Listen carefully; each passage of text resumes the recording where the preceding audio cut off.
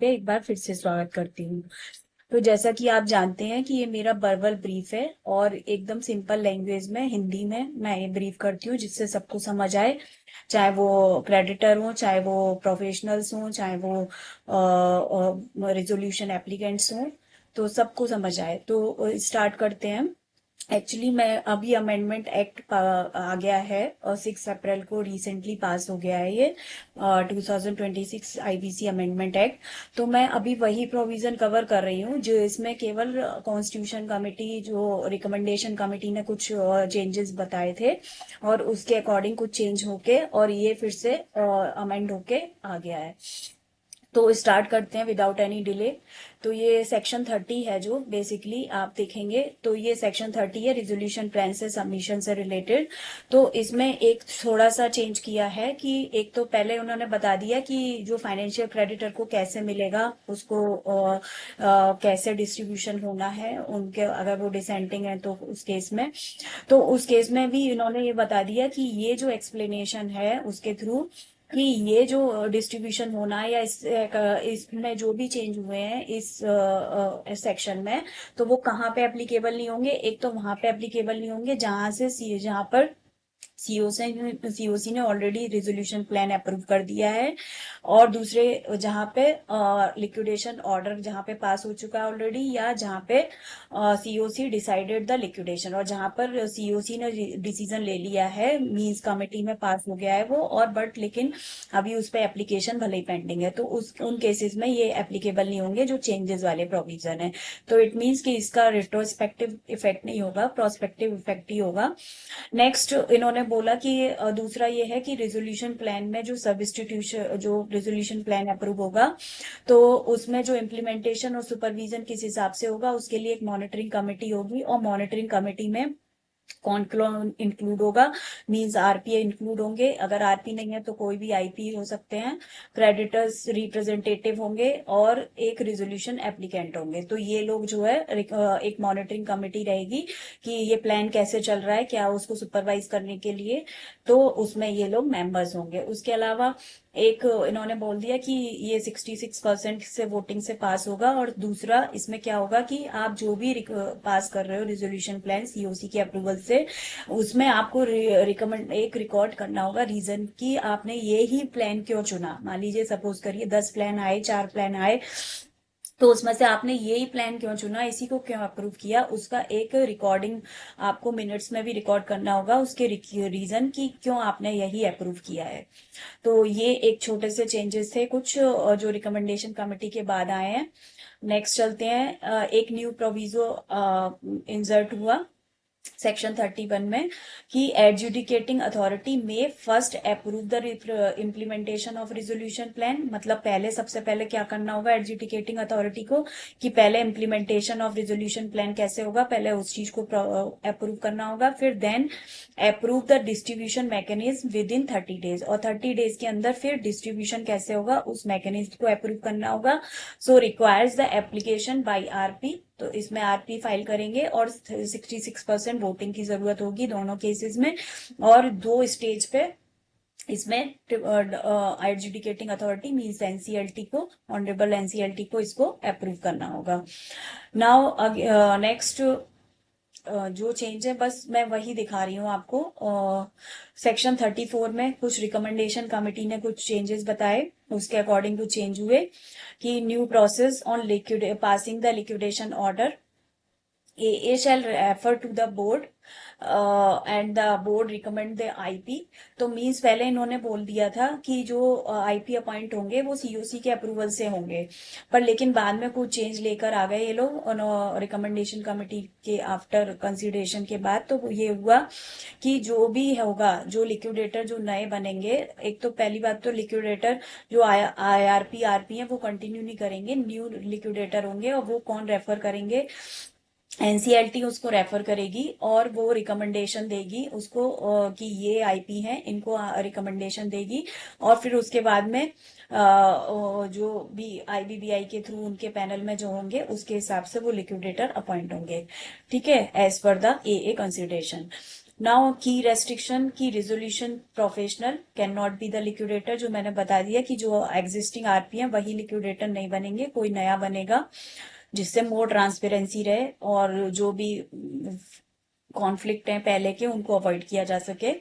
Next, RP को उनको proper hand over देना होगा और ट्रांसफर, और सारे सीआईआरपी के जितने भी रिकॉर्ड्स हैं वो उनको ट्रांसफर करने होंगे। ठीक है, और आईबीबीआई को जो रिकमेंडेशन देनी होगी वो विद इन 10 डेज में देनी होगी along with the written consent of the IP. तो आईपी की कंसेंट लेके आईबीबीआई उनको रिकमेंड करेगी। तो ये थोड़े से रिकमेंडेशन कमेटी के बाद चेंजेस हुए। उसके बाद थोड़ा सा और चेंज हुआ, जैसे सब सेक्शन 1A और 1B सेक्शन 54 में जो डिसोल्यूशन कैसे डिस्ट्रीब्यूशन होगा, और एक तरह से डिसोल्यूशन का ये है सेक्शन, सॉरी। तो उसमें क्या होगा कि पेंडिंग जो प्रोसीडिंग है, सपोज करिए जैसे आपकी कोई अवॉइडेंस की प्रोसीडिंग चल रही है पेंडिंग, या फिर आपकी कोई फ्रॉडुलेंट ट्रांजैक्शन की पेंडिंग चल रही है प्रोसीडिंग, तो उनको कैसे डील करेंगे। तो उस केस को एकदम इन्होंने क्लैरिफिकेशन के साथ बता दिया कि अगर कोई इस टाइप की पेंडिंग प्रोसीडिंग्स है, चाहे वो अवॉइडेंस की हो चाहे वो फ्रॉड की हो, एज पर सेक्शन 47 प्रोसीडिंग और अदर सूट्स जो भी रिलेटेड टू हैं डिस्ट्रीब्यूशन से रिलेटेड, सीओसी डिसाइड करेगी उसको कि how to continue the proceeding and how to distribute the proceeds. तो ये सीओसी को पावर रहेगी कि वो इसको डिसाइड करेगी। तो इसमें क्या होगा कि मान लीजिए लिक्विडेशन की आपने एप्लीकेशन फाइल कर दी, तो वो आपकी फाइल हो गई लिक्विडेशन की, उसके बाद में सीओसी ने पहले ही में अपने मिनट्स में रिकॉर्ड कर लिया लिक्विडेटर ने कि ये सीओसी का डिसीजन हो चुका है कि ये सारी जो प्रोसीडिंग है ये अपने हाथ में ले रही है। तो इससे क्या होगा, मतलब लिक्विडेशन अननेसेसरी डिले नहीं होगा। तो ऑन सीओसी डिसीजन एए में डायरेक्टली ऑर्डर द डिसोल्यूशन। तो जब ये डिसीजन ले लिया सीओसी ने मीटिंग में, तो अब क्या है, भले ही पेंडिंग केसेस पड़े हों तो ए क्या करेगा, डायरेक्टली डिसोल्यूशन कर देगा उस कंपनी का। इफ अगर असेट्स रिमेन रहेंगी तो उनको सोल्ड कर देंगे as per the rule and proceeds उससे रिलेटेड जो भी आएगी। तो फर्स्ट तो वो रिकवरी होगी उससे सीआईआरपी कॉस्ट की, एंड देन अगर कोई बैलेंस बचता है तो वो आई इंसॉल्वेंसी एंड बैंक्रप्सी एक फंड बनाया हुआ है उसमें ट्रांसफर हो जाएगा। Now continuation after dissolution. After dissolution के बाद क्या होगा कि even after the dissolution proceeding under this sections will be continue रहेंगी, बता दिया मैंने आपको। ठीक है, a must pass the dissolution order within 30 days, और डिसोल्यूशन का जो ऑर्डर है उसके लिए भी रेस्ट्रिक्शन कर दी टाइमलाइन एनसीएलटी के लिए कि आपको वो विद इन 30 डेज में पास करना होगा ऑर्डर। और अगर आप उसमें कुछ डिले करते हैं तो उसको आप रिकॉर्ड करिए रीजन उसका कि क्यों डिले कर रहे हैं। ठीक है, तो वो राइटिंग में डिले करना होगा। अब दूसरा क्या चेंज हुआ कि पीआरपी में आप देखेंगे, प्री पैकेज इंसॉल्वेंसी में पहले 66% वोटिंग से ही सारा कुछ पास होता था। अब इन्होंने कर दिया कि 51% वोटिंग से आप अप्रूव करा लो जो भी आपकी प्रोसेस है XYZ।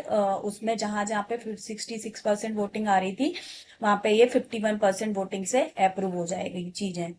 ठीक है, और नेक्स्ट क्या चेंज हुआ है आफ्टर रिकमेंडेशन, क्योंकि ऑलरेडी मैंने वो सारा कुछ किया हुआ है कवर, तो वो बार बार नहीं कवर करना है। नाउ सेक्शन 61 है, तो इसमें इन्होंने बोल दिया एनसीएलटी है जो अपीलेट अथॉरिटी है उनके लिए भी टाइमलाइन डिसाइड कर दी कि उन्हें भी 3 मंथ्स में आप जब आपके पास अपील आ जाती है तो उसको विद इन 3 मंथ्स में आप डिसाइड करो। ठीक है, उसमें अननेसेसरी जैसे 2-2 4-4 साल लगा दे रहे हो आप, उसको अननेसेसरी डिले मत करो। तो ऑनरेबल एनसीएलटी अपीलेट अथॉरिटी को भी विद इन 30 डेज में ये अपील में ऑर्डर पास करना है।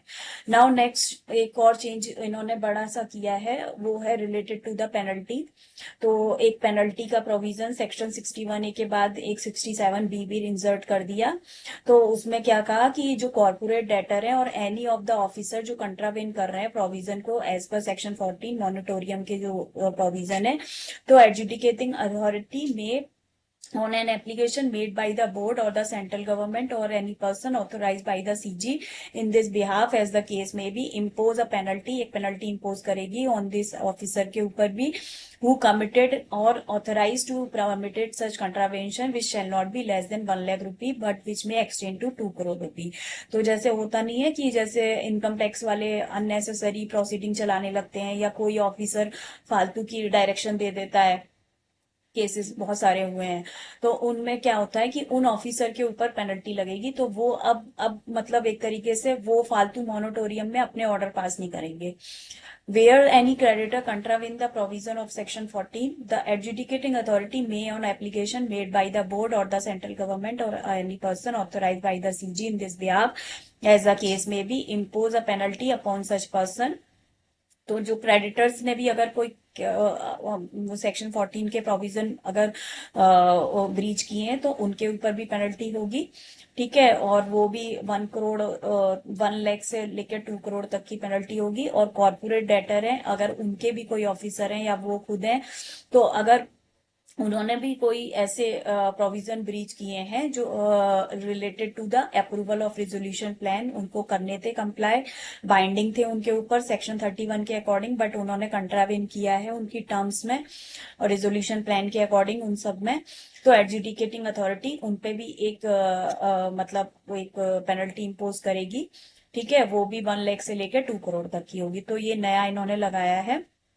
और अगर कंट्रावेन फॉर द नॉन डिस्क्लोजर, और नॉन डिस्क्लोजर से भी रिलेटेड कुछ अगर प्रोविजन, ये भी 67C न्यू है, उससे रिलेटेड अगर कुछ कंट्रावेंशन किया होगा किसी ने, लाइक ऑपरेशनल क्रेडिटर ने, तो हैज कंसील्ड कोई फैक्ट्स अगर कंसील किए हैं सेक्शन 9 की एप्लीकेशन में, ठीक है, जो उन्होंने मेंशन करने जरूरी थे, तो उस केस में भी वो भी लाइबल होंगे पेनल्टी के लिए। और एनी पर्सन हु ऑथराइज और permitted such कंसीलेशन as per clause A, or any person who has acted such authorized or permission by the adjudicating authority may, on an application made by the board or the CG or any person authorized by the CG in this behalf, as the case may be, उन पर भी penalty impose होगी, which shall not be less than 1 lakh rupee, but which may extend to 2 crore rupee. तो वो 2 करोड़ तक वो penalty जाएगी।